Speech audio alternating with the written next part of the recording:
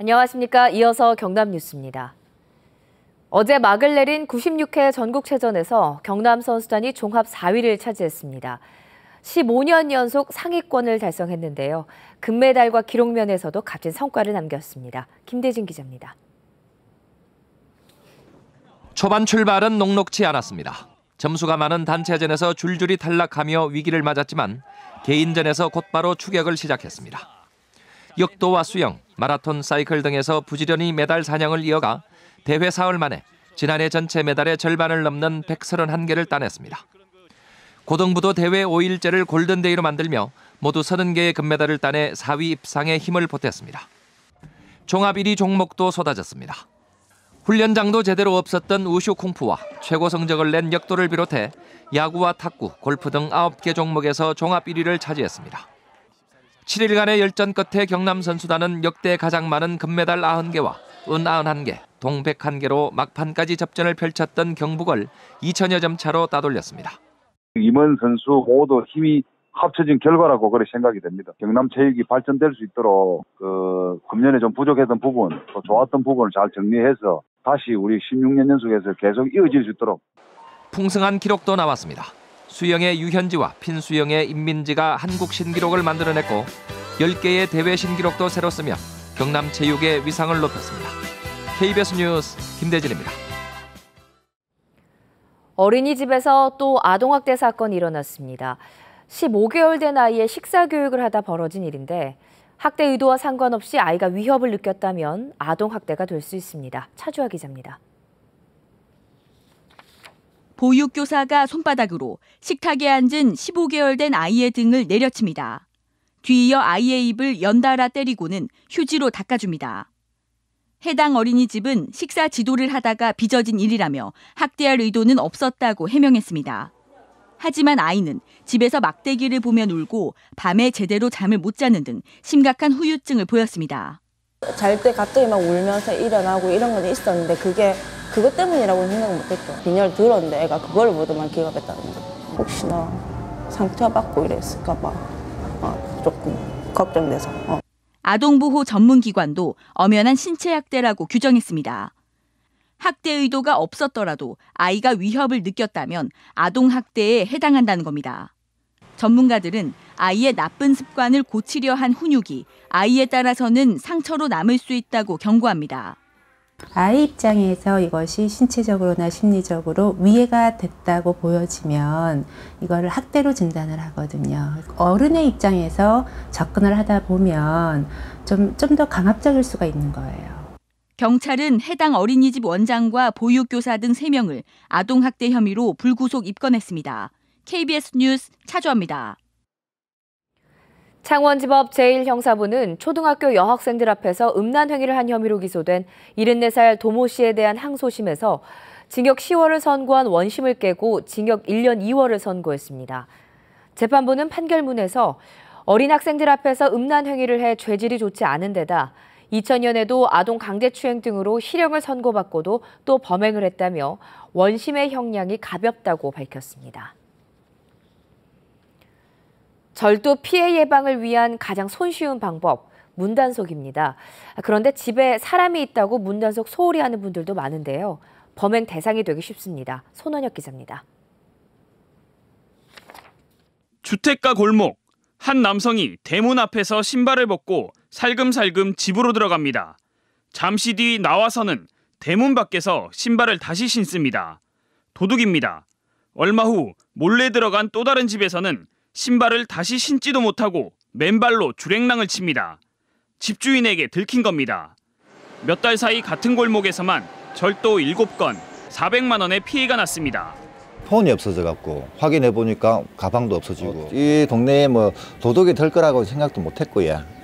그래서 저도 영혼에 대해서 모르는 것도 아니고. 피해를 본 곳은 문을 잠그지 않은 집들이었습니다. 절도범은 별 어려움도 없이 집 안으로 들어가 눈에 띄는 가방만 들고 나왔습니다. 특별한 수법이 없는 절도범에게는 이렇게 문 열린 곳이 가장 쉬운 범행 대상입니다. 신발을 벗는 것 외에는 별다른 수법도 없는 절도범. 손에 들고 도망치다 떨어뜨린 신발이 단서가 됐습니다. 올 초에 우범자가 이사를 왔었어요. 그래서 이제 그 우범자가 지나다니는 길에 연쇄적으로 그 범죄 피해가. 경찰은 절도 혐의로 32살 임모 씨를 구속했습니다. KBS 뉴스 손원혁입니다.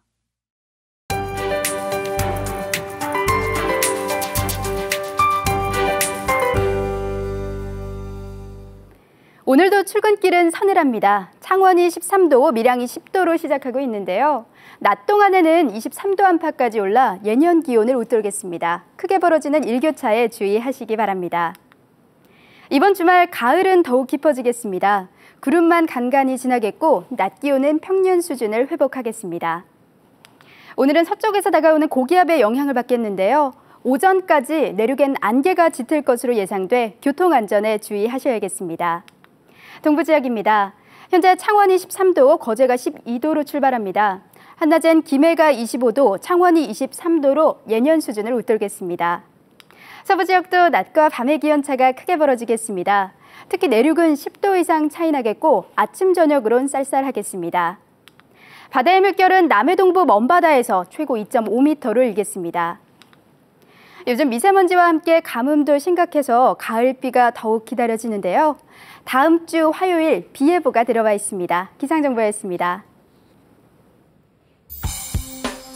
창녕군의 대표 예술제전인 제29회 비사벌 문화제가 오늘부터 사흘 동안 종로거리 등 창녕 곳곳에서 열립니다. 함안군은 경남 지역 유청소년 축구 꿈나무를 대상으로 유럽 축구연맹 지도자들과 함께하는 제2회 하이 영어 축구 캠프를 오는 31일부터 개최합니다. 남해군 보건소는 만 1세 미만 영아를 둔 중위소득 40% 이하 저소득층 가구에 기저귀와 조제 분유를 지원합니다.